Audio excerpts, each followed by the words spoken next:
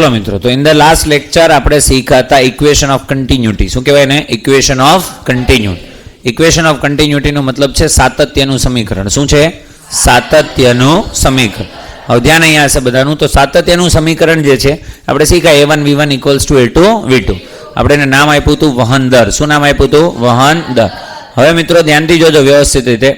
આ જે છે વહન દર એ બી એક આપણી પાસે ક્વોન્ટિટી જ છે. ઇંગ્લિશમાં આપણે એને કહીએ તો આપણે એને કહીશું ફ્લો રેટ. શું કહેશું? Flow rate. આપણે એને ઇંગ્લિશમાં કહીએ છીએ ફ્લો રેટ. તો ફ્લો રેટ અથવા વહન દરનો હું તમને એકમ પૂછું તો એકમ શું થશે? યાદ કરતો એનું સૂત્ર શું હતું તમારી પાસે? a into V. શું હતું? a into V. અરે હા કે ને? ચલો તને એકમ બનાવો તો એનો એકમ શું છે? મીટર. એનો એકમ શું છે? Metre square. અને વેલોસિટીનો એકમ શું થશે? મીટર પર સેકન્ડ. તો આનો ફાઇનલ એકમ થશે મીટર ક્યુબ પર સેકન્ડ. મીટર ક્યુબ એ ખરેખર કોનો એકમ છે? મીટર ક્યુબ એ છે ખરેખર એકમ કદ. એના ઉપરથી હું સૂત્ર બનાવું ફ્લો રેટનું તો મારી પાસે એક નવું સૂત્ર બને. વહન દરનું એક નવું સૂત્ર બને. શું બને? કદના છેદમાં સમય. અને કદના છેદમાં સમય એનો મતલબ થયો એકમ સમયમાં પસાર થતું કદ. શું થયું? એકમ સમયમાં પસાર થતું કદ. એને આપણે કહીએ છીએ કદ ફ્લક્સ. શું કહીએ છીએ? કદ ફ્લક્સ. બરાબર છે. નોર્મલી આ વસ્તુ તમને આમાં મતલબ એટલી બધી પોપ્યુલર નથી કે આને કંઈ કહેવાની જરૂર પડે, પણ એને સમટાઈમ્સ આપણે ક્યુ વડે દર્શાવીએ. શેના વડે દર્શાવીએ? ક્યુ વડે. તો તમને એમ કહે કે ક્યુ, વહન દર, કદ ફ્લક્સ. તો સૂત્ર છે કદના છેદમાં સમય. એ ના લેવું હોય તો આપણે શું લઈએ છીએ? a into V. યુનિટ શું છે? મીટર ક્યુબ પર સેકન્ડ. જ્યારે બે યુનિટ બને ત્યારે આપણે ડાયમેન્શનલ ફોર્મ્યુલા હંમેશા લખતા હોય છે. શું બનશે? m0 l3 અને t-1. તો આ થઈ ગયું આપણી પાસે વહન દર. ઓકે, આટલું તમારે લખવાનું બાકી હતું. નોટ કરી લો ચલો ફટાકથી એકદમ. ત્યાર પછી ટાઇટલ લગાવો the Bernoulli's equation. The Bernoulli's equation. Bernoulli બાબા કોણ છે? બર્નોલી બાબા. બર્નોલી બાબાનો જાદુ એવો છે કે આખા ચેપ્ટરમાં મેજોરિટી દાખલા બર્નોલીથી થાય, એટલે 100% ધ્યાન હોવું જોઈએ. શું છે? બોલો બોલો. હે? બર્નોલી નામ હતું ડેનિયલ બર્નોલી. એનું નામ હતું Daniel Bernoulli. He was a scientist. ચલો, તો હજારો વર્ષો પહેલાની વાત છે મિત્રો. ડેનિયલ બર્નોલી કરીને એક વૈજ્ઞાનિક આવ્યો. ધ્યાન અહીંયા. બર્નોલીનું સમીકરણ. શું છે? બર્નોલીનું સમીકરણ. ચલો, તો આઈ થિંક 1700ની આસપાસ હશે, 1700 થી 1800ની વચ્ચે ડેનિયલ બર્નોલી કરીને સાયન્ટિસ્ટ હતો અને જેણે પોતાનું એક સમીકરણ આપ્યું જેને આપણે કહીએ છીએ બર્નોલીનું સમીકરણ. હવે ધ્યાન અહીંયા હશે બધાને વ્યવસ્થિત રીતે સમજવાનું છે મિત્રો. બર્નોલીનું સમીકરણ સમજવા માટે હું તમને એક સીધી સાદી એક આકૃતિ છે એ સમજાવું. ધ્યાન અહીંયા માની લો કોઈ ફ્લુઇડ છે, આ રીતે આમ કરીને આમ ફ્લો થાય છે. અહીંયા કોઈ એક આવી રીતની તમારી પાસે નળી છે અને નળીની અંદરથી ફ્લુઇડ ફ્લો થતાં સપોઝ માની લો અહીંયા સુધી પહોંચે. તમને એમ થાય અહીંયા આડછેદનું ક્ષેત્રફળ, તો અહીંયાથી ધીમે ધીમે આડછેદનું ક્ષેત્રફળ શું થતું જાય છે? વધતું જાય. ધ્યાન અહીંયા હશે બધાનું. ચલો, આની અંદરથી માની લો કે ફ્લુઇડ છે, આ રીતના ફ્લો થાય છે, આમ કરીને તેમ કરીને એમ સરસ મજાનું એ તારે ખળખળ કરતું ઝરણું જેમ વહેતું હોય ને એવી રીતે અહીંયા ન હોય. આ ફ્લુઇડ છે, બરાબર છે. ચલો, માની લો કે મતલબ તમે એવું સમજો કે એક પાઇપ છે, ગ્રેજ્યુઅલી ધીમે ધીમે એરિયાની અંદર ચેન્જીસ કરું છું. એવી રીતે હું અહીંયા વધારે આડછેદનું ક્ષેત્રફળ, અહીંયા ઓછું, એવું પણ લઈ શકું. આની અંદર ફ્લુઇડ શું થાય છે? ફ્લો. શું થાય છે? ફ્લો. હવે મેં જ્યારે પ્રેશરમાં આપ્યું તો ધારો કે અહીંયા આ પોઈન્ટ ઉપર જ્યાં સ્ટાર્ટ થાય છે એ પોઈન્ટ ઉપર પ્રેશર છે P1. કેટલું છે? P1. અને અહીંયા પ્રેશર કેટલું છે? P2. તો કહાની જે આવે તે પણ તને પહેલાં એટલી ખબર પડવી જોઈએ કે આપણે કંઈક એવી રચના સમજી રહ્યા છીએ કે જેનું દબાણ પહેલાં કેટલું હતું? P1. અને પછી કેટલું હતું? P2.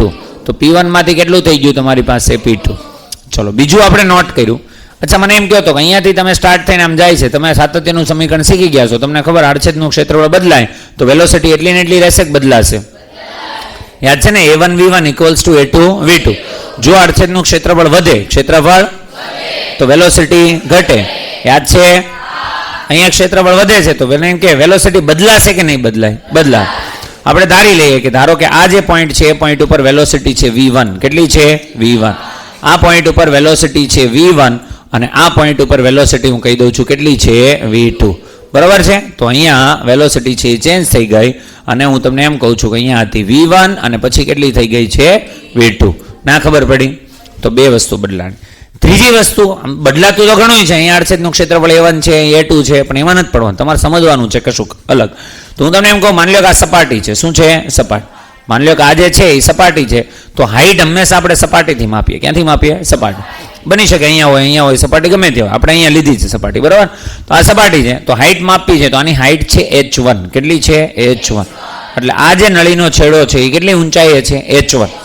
તમને પ્રશ્ન થવો જોઈએ, સર પાઇપ માપીએ, ચલો આની માપું છું, આની માપીશ ને તો અહીંયાથી માપીશ, ખબર પડે છે હું શું કહું છું? તો આની હાઈટ છે h2. કેટલી છે? h2. તો પાઇપ માપવી હોય તો નીચેનો છેડો ઉપરનો છેડો નહીં, શું લેવાનું? મધ્યબિંદુ. એનું જે આખું ક્રોસ સેક્શન છે એનું શું લેવાનું? સેન્ટર. એની એક્સિસ હોય. શું હોય? એક્સિસ. આની એક્સિસ જો આ રીતે હશે વચ્ચે વચ્ચે, ખબર પડે છે કે નહીં? સમજા? તો એની એક્સિસ છે. અહીંયા તમારે ડિસ્ટન્સ લેવું હોય તો આટલું લેવાનું, અહીંયા લેવું હોય તો આટલું લેવાનું, ખબર પડી? તો આ થઈ ગઈ હાઈટ. તો તમે જો તો હાઈટ પહેલાં કેટલી છે? h1 અને પછી કેટલી છે? h2. તો અહીંયા લખી દો, અહીંયા છે હાઈટ h1 અને અહીંયા કેટલી હાઈટ છે? h2. તો મોરલ ઓફ ધ સ્ટોરી હું તમને એમ કહું કે તમે બર્નોલીનું સમીકરણ શીખવા આવ્યા, કેટલી રાશિ મેઇનલી બદલાય છે? તો કે 3. કેટલી બદલાય છે? 3. હાલાકી બદલાય છે આની કરતાં વધારે, નાની મોટી ગણો તો, પણ આપણે ધ્યાનમાં લેતા નથી. મારી પાસે 3 મેઇન રાશિ છે, એ 3 બદલાય છે. આ 3 રાશિ એવી છે કે હરેક રાશિ એક ઉર્જાનું નેતૃત્વ કરે છે. શું કરે છે? એક ઉર્જાનું નેતૃત્વ. તમને વેલોસિટીનું તો ખબર જ છે, વેલોસિટીને લીધે કઈ ઉર્જા હશે? ગતિ ઉર્જા, જેનું સૂત્ર કેટલું છે? ½ mv². જો v બદલાય તો ગતિ ઉર્જા બદલાય. h નું પણ તમને ખબર છે, કોણ છે? સ્થિતિ ઉર્જા. h બદલાય એટલે કઈ ઉર્જા બદલાય? સ્થિતિ ઉર્જા. કેટલી હોય? mgh. તો એક રાશિ છે ઉર્જાનું નેતૃત્વ કરે છે. આ ભાઈબંધ પાસે ઓથોરિટી છે કોને બદલવાની? સ્થિતિ ઉર્જા. આ ભાઈબંધ પાસે ગતિ ઉર્જા. અને આની હજી તમને ખબર છે નહીં. આ છે દબાણના લીધે પ્રાપ્ત થતી ઉર્જા, એને પ્રેશર એનર્જી કહેશું હવેથી. આપણે શું કહેશું? Pressure energy. પ્રેશરના લીધે ઉર્જા. ખબર પડી? નોર્મલી ક્યાંય પ્રેશર એનર્જી એવું નામ કોઈને લેતું નથી, પણ આપણે લેશું. શું કામ? આપણે સમજવું છે કે જ્યારે એનર્જી આવે એટલે સમજવાનું આ કોના લીધે એનર્જી છે? પ્રેશર. જ્યારે પ્રેશર આવે ત્યારે સમજવાનું પ્રેશરના લીધે એનર્જી કેટલી હશે? તો કે આટલી. ખબર પડી? પણ એનું તો સૂત્ર તમને ખબર નથી. આ બેનું તો સૂત્ર ખબર છે. એટલે પહેલાં હું તમને સાઈડમાં આપણે ખાલી શીખી લઈએ છીએ પ્રેશર એનર્જી. શું શીખી લઈએ છીએ? Pressure energy. દબાણના લીધે પ્રાપ્ત થતી ઉર્જા. ધ્યાન અહીંયા હશે બધાનું વ્યવસ્થિત રીતે, બરાબર? તો હું ખાલી લખીએ આપણે કે દબાણના લીધે. કોના લીધે? દબાણના લીધે પ્રાપ્ત થતી ઉર્જા અથવા દબાણના લીધે ઉર્જા. એને હું થોડીક વાર માટે તમારા સારા માટે આપણે ખાલી લખી નાખીએ છીએ EP, energy due to pressure. Energy due to pressure. હવે મને જ્યારે કોઈ એનર્જી ના ખબર પડે તો આપણે નોર્મલ લઈ લઈએ W. શું લઈ લઈએ? ડબલ. કરવું પડતું કાર્ય. કાર્ય એટલે નોર્મલી શું હોય? તો કે બળ ગુણ્યા સ્થાનાંતર. કેટલું છે મને ખબર છે નહીં. ચલો, પણ હું તમને એમ કહું, તમને યાદ છે તમે નાના હતા ત્યારે પ્રેશરનું સૂત્ર શીખાતા. પ્રેશર બરાબર F/A. F/A તો F બરાબર હું લખી શકું? AP અથવા PA. શું લખી શકું? PA. તો અહીં લખી નાખું તો શું આવશે? P. અહીંયા શું આવશે? A. અહીંયા શું આવશે? L. મગજ બીજે કશે જ ના હોય, 100% ધ્યાન હોય તો આમાં ના સમજાય એવું કશું જ છે નહીં. It is a flow in a fluid. બરોબર? ફ્લુઇડની અંદર એક ફ્લો છે, તમારે ખાલી જોતો જવાનું છે. PAL. તો મને તું ધ્યાનથી કહે તો A × L ક્યાંક જોયેલું એવું લાગે. કોણ છે? કદ. તો એનો મતલબ એમ થયો કે આને બરાબર શું લખી શકીએ? P × V. પણ જ્યારે V આવે ત્યારે આટલી કરવાની ટેવ પાડી દેવાની. એટલે કોણ થઈ ગયું? કેપિટલ. જો આવું આવશે તો આ કરીશ. આ કોણ છે? વેગ. અને આ કોણ છે? કદ. અહીંયા કોણ છે અત્યારે આપણી પાસે? કદ. ના ખબર પડી? તો હું તમને હવે તમને ગમે ત્યારે પૂછું કે સ્થિતિના પદાર્થની ઊંચાઈના લીધે હોય ઉર્જા, એને કઈ ઉર્જા કહેવાય? સ્થિતિ હોય. એનું સૂત્ર શું આવશે? mgh. ગતિના લીધે હશે એનું શું આવશે? ½ mv². અને દબાણના લીધે હશે એનું શું આવશે? PV. PV તમારી પાસે પહેલી વખત આવેલું સૂત્ર છે, તમને 100% યાદ હોવું જોઈએ. કેટલી ઉર્જાઓ થઈ તમારી પાસે? 3. તમને થશે તમે તો બર્નોલીનું સમીકરણ સમજાવતા ઉર્જામાં જતા રહે. અત્યાર સુધી આપણે શું શીખા? તો આપણે એક પાઇપ લીધી છે, કે એક્ઝામ્પલ લીધું છે. એક્ઝામ્પલની અંદર મેં 3 રાશિની અંદર ફેરફાર તમને બતાવ્યો કે સપોઝ દબાણ P1 થી કેટલું થઈ ગયું? P2. વેગ V1 થી V2 અને હાઈટ H1 થી H2.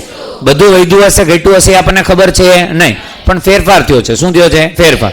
કોઈ વધારો થયો હશે, કોઈની અંદર ઘટાડો થયો હશે. ના ખબર પડી? તો અત્યાર સુધી કેટલી રાશિ બદલી? 3. ફટાફટ એકદમ બોલો તો પહેલી કોણ? P1. બીજી પેલી P1, બીજી V1, પછી H1. આ બધી ત્રણ અલગ અલગ થઈ ગઈ. બોલ હા કે ના? પણ બર્નોલીએ ભલે જ્યારે કીધું હોય ત્યારે એનું સમીકરણ, પણ તમને ખબર છે વર્ષો પહેલા તમે ઉર્જા સંરક્ષણનો નિયમ શીખ્યા. શું શીખ્યા? ઉર્જા કે એનર્જી નાઇધર ક્રિએટેડ નોર ડિસ્ટ્રોયડ, ના તો એને ઉત્પન્ન કરી શકાય ના તો એનો વિનાશ કરી શકાય. અરે હા કે ના? બસ આ જ વસ્તુને બર્નોલીએ માની લીધું. તો બર્નોલીએ એવું કીધું આ પોઈન્ટ ઉપર કેટલી એનર્જી હશે? 3. કેટલી એનર્જી હશે? 3. વ્યવસ્થિત કઈ કઈ એનર્જી હશે? એક તો દબાણના લીધે, એક ગતિના લીધે અને એક સ્થિતિના લીધે. સ્થિતિ એટલે સ્થાનના લીધે. કોના લીધે? સ્થાન. બોલતો એકવાર. બર્નોલીના મત પ્રમાણે આ પોઈન્ટ ઉપર કેટલી એનર્જી હશે? 3. એક દબાણના લીધે, એક વેગના લીધે, એક સ્થાનના. ના ખબર પડી?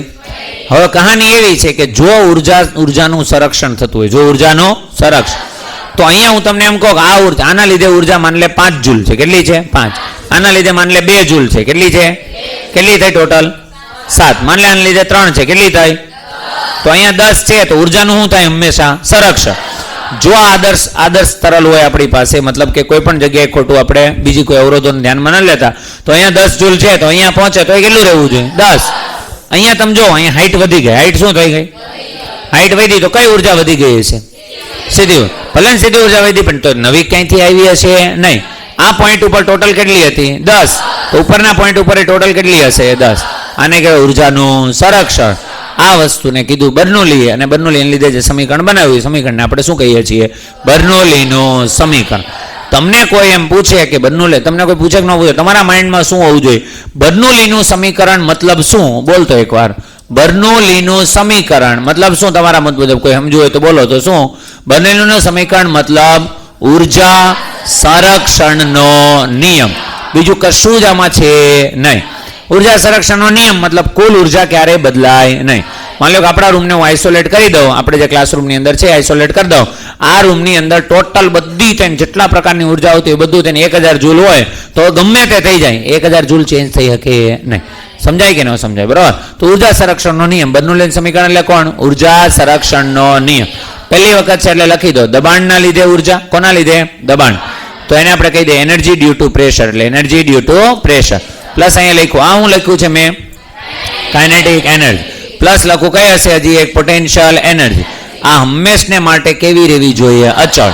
મતલબ તમે પહેલા પોઈન્ટ ઉપર કરો, પછી તમે આખી પાઇપ લીધી, બીજા પોઈન્ટ ઉપર કરો, વચ્ચે કોઈ પોઈન્ટ ઉપર કરો, તો આ ટોટલ કેવો આવવો જોઈએ? અચળ. એનર્જી ડ્યુ ટુ પ્રેશર તમને આવડે છે? કેટલી છે energy due to pressure? P, જો મેં કીધું તો યાદ રાખો ને, energy due to pressure PV. તો અહીંયા શું લખશો? P into V plus kinetic energy half mv². આ V અને આ V કેન્સલ હે ને? આ V કોણ છે? વેગ. આ V કોણ છે? કદ. Plus potential energy mgh. ના ખબર પડી? અને ઇક્વલ્સ ટુ આ ત્રણનો ટોટલ હંમેશા શું થશે? અચળ. આ છે બર્નોલીના સમીકરણનું પહેલું સ્વરૂપ. પણ આ આપણી માટે એટલું બધું કામનું છે નહીં, પણ તો બી પહેલું સ્વરૂપ છે. હું તમને કહી દઉં, ઉર્જાના સ્વરૂપમાં બર્નોલીનું સમીકરણ તમારે જરૂર પડે તો બોલો શું લખશો? PV પ્લસ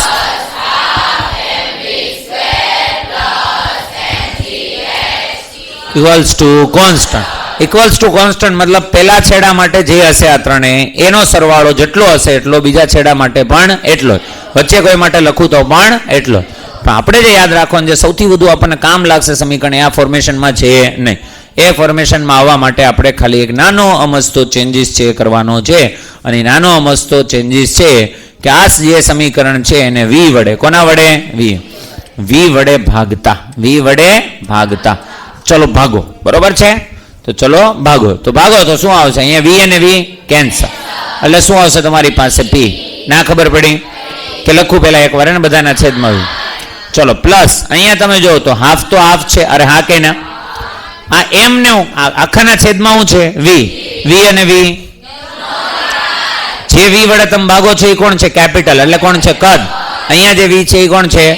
વેગ. તો અહીંયા હું જ્યારે એને ભાગીશ, આ mv² ના છેદમાં શું હશે? V m/v row.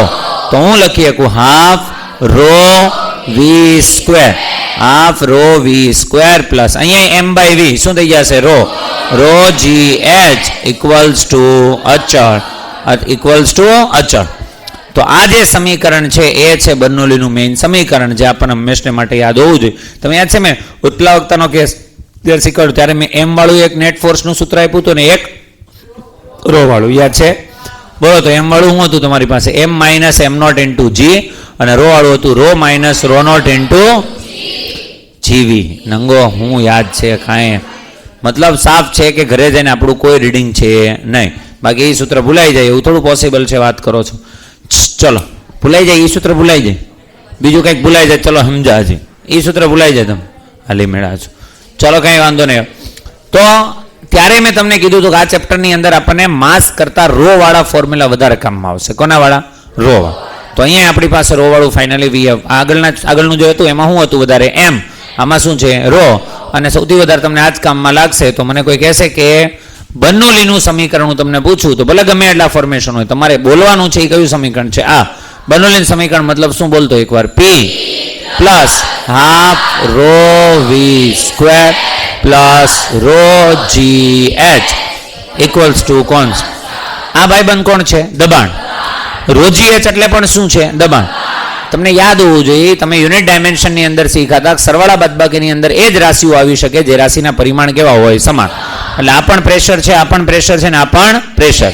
આ રીતનું બનેલા પ્રેશરનો સરવાળો હંમેશા કેવો રહે? અચળ. બર્નોલીન સમીકરણ તમને કોઈ કહે તો સમીકરણ આવશે P plus half rho V square plus rho G H equals to constant. આને કહેવાય બર્નોલીનું સમીકરણ.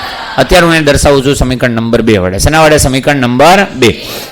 હવે ધ્યાનથી જોજો, આની અંદર હજી એક નાનું અમથું આપણે સાદુરૂપ કરવું છે. નહીં, નાનું અમથું સાદુરૂપ કરવા માટે હું તમને એમ કહું છું કે આ જે આખું ભાઈબંધ છે તમારી પાસે એને આપણે ભાગીએ છીએ રો અને જી વડે. શેના વડે? રો અને જી. એટલે આગળ હજી આપણે કન્ટિન્યુ કરીએ કે રોજી વડે ભાગતા. કોના વડે? રોજી વડે ભાગતા.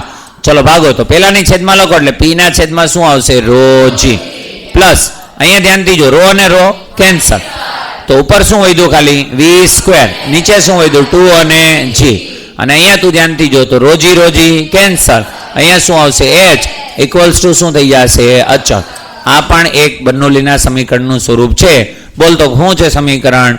પી બાય રોજી plus V square by 2g plus H equals to અચળ. ના ખબર પડી? આ તમને આને હું યાદ રાખે, આને એમને યાદ ના રાખો તો ચાલશે, પણ ત્રણે ત્રણ શ્રીમાનના એક એક નામ છે, એ નામ આપણને યાદ હોવા જોઈએ. પહેલો જે ભાઈબંધ તમને દેખાય છે, first one that is P by rho G. દેખાય છે બધાને? પી બાય રોજી. આ ભાઈબંધનું નામ છે પ્રેશર હેડ. શું નામ છે? Pressure head. તમને હું પૂછું what is the formula of pressure head? Pressure હેડનું સૂત્ર શું થશે? પી બાય રોજી.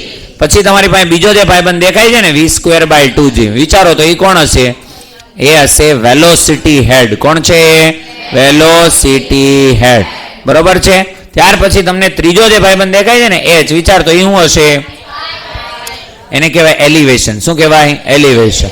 એટલે એને કહેવાય એલિવેશન હેડ. શું કહેવાય? એલી કરતા હોય ને આપણે, એલિવેશન હેડ. તો 3 હેડ મેં તમને આપ્યા. એક ઊંચાઈ માટે છે, ગાના માટે ગાના. અચ્છા હું તમને પૂછું પ્રેશર હેડનું. અચ્છા બોલો ચલો સૂત્ર બધા કહી દો. પ્રેશર હેડનું સૂત્ર શું આવશે? પી બાય રોજી.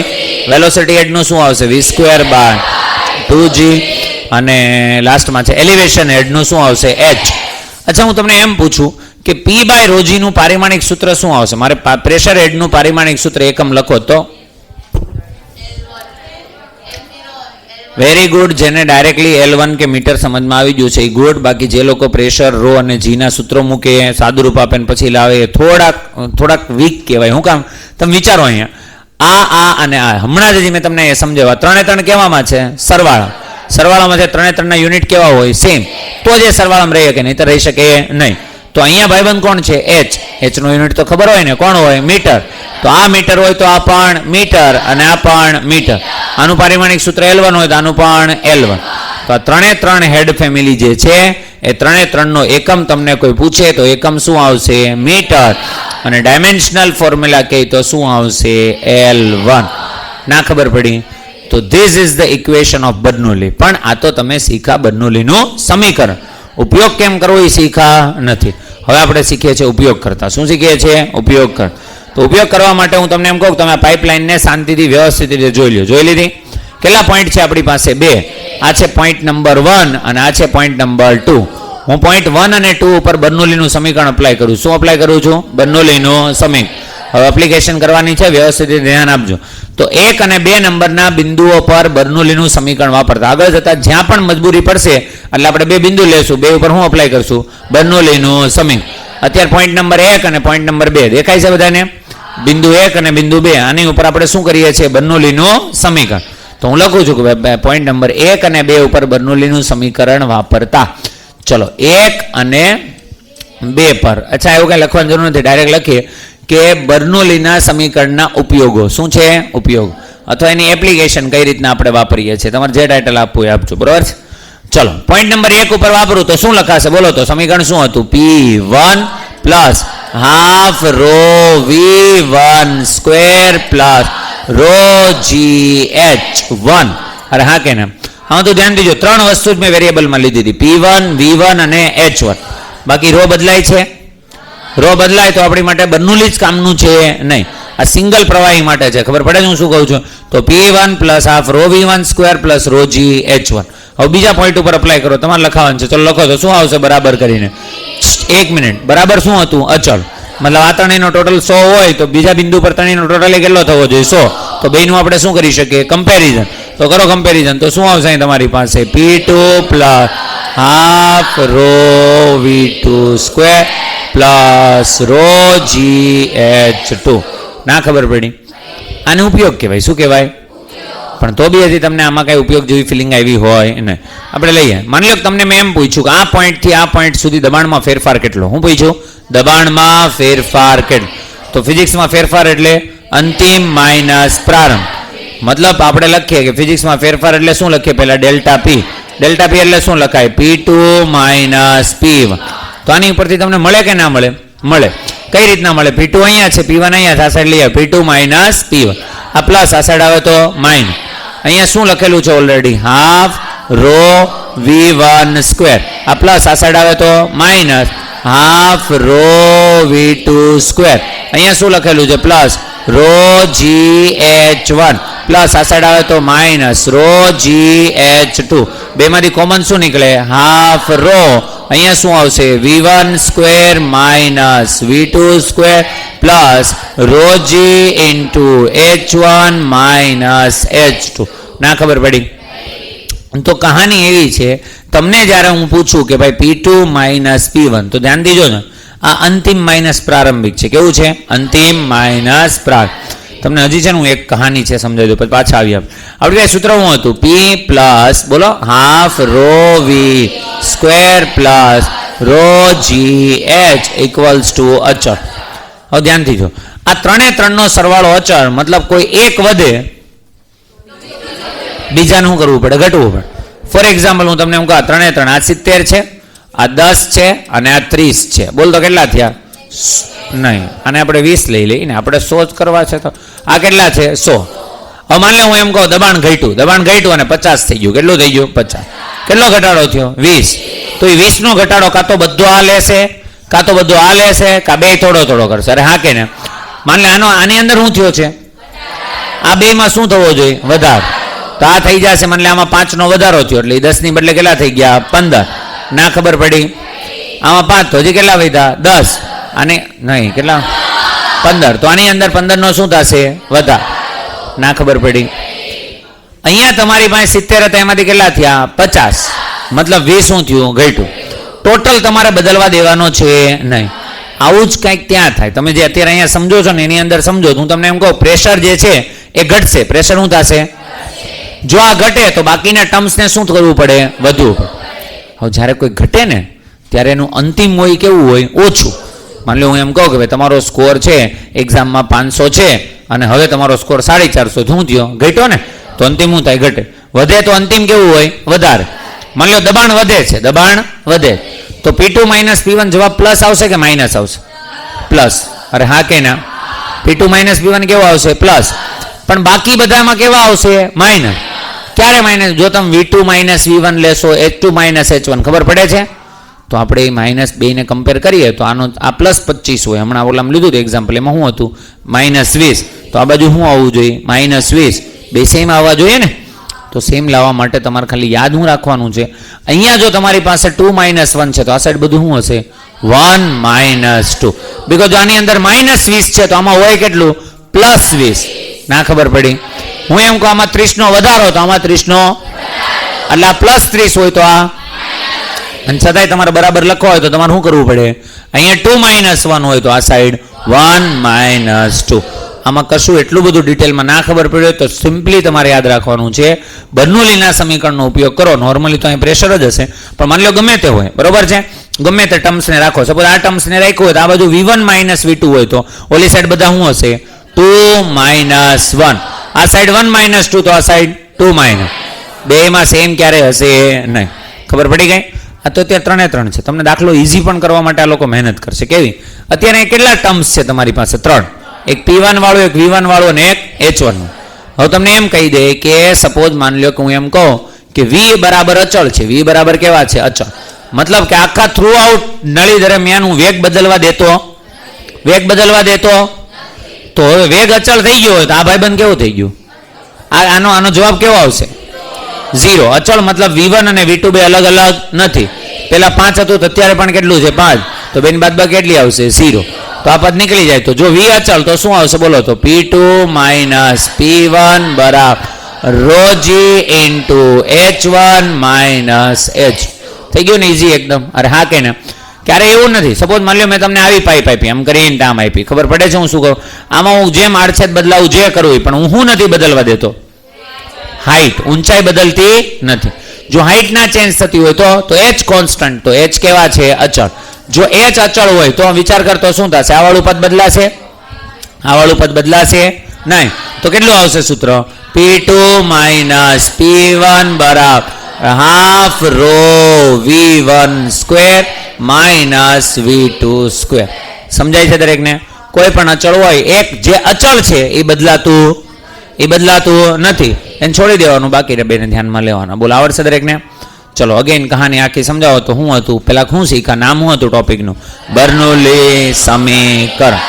બર્નોલી સમીકરણ તમારે જ્યાં જેટલી જગ્યાએ પૂછવું હોય ને કોઈને એટલે પૂછ લેવાનું અને પછી કમ્પેર કરી લેવાની કે બર્નોલી સમીકરણ લોકો કઈ રીતે શીખે ને તમે કઈ રીતના શીખા. ખબર પડે છે હું શું કહું છું?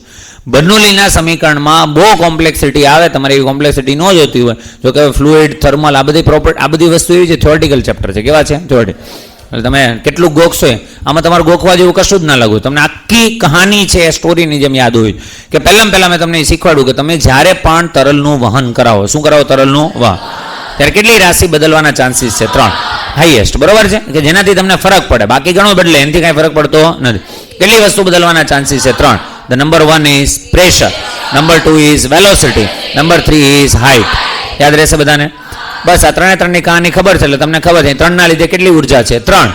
એક દબાણના લીધે ઉર્જા, એક ગતિના લીધે ઉર્જા અને એક છે ઊંચાઈના લીધે ઉર્જા. ના ખબર પડી? આ ખબર પડી કે બસ એ 3 નો સરવાળો કેવો છે? અચળ. એવું કોણે કીધું? બર્નોલીએ. એટલે બર્નોલીનું સમીકરણ ખરેખર શું છે? ઉર્જા સંરક્ષણનો નિયમ. તો બોલ, તો બર્નોલીનું સમીકરણ પહેલા ઉર્જાના સ્વરૂપમાં લખવું હોય તો શું લખાય? PV plus half plus mgh equals to અચળ. હવે એનું એના વડે ભાગીશ V, જે આપણું મેઇન ઇક્વેશન છે, એટલે ડાયરેક્ટલી તમને યાદ હોવું જોઈએ. તો બોલ, તો બર્નોલીનું સમીકરણ પૂછું તો હું કહીશ? P plus half square plus rho GH equals to constant. ખબર પડી ગઈ દરેકને? આ બીજું. અને ત્રીજું આપણે બનાવ્યું હતું હેડ માટે. કોના માટે?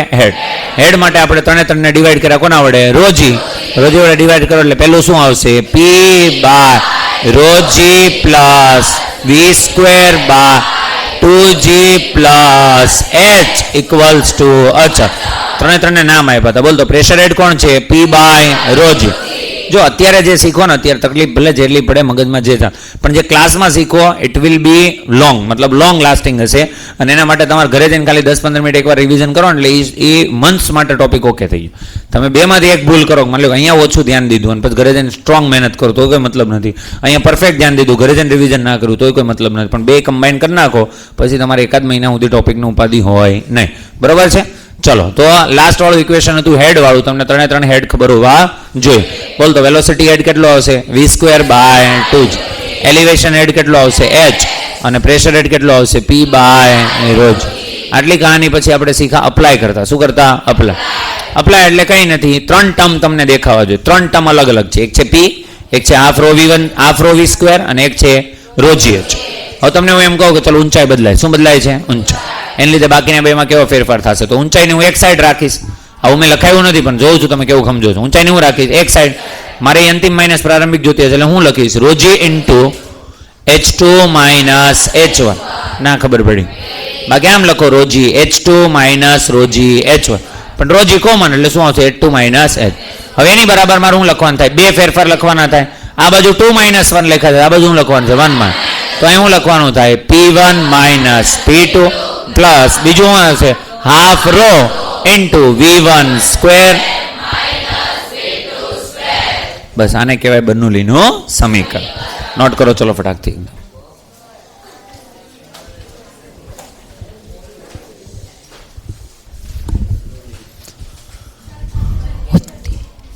પાંચ મિનિટ ઉપર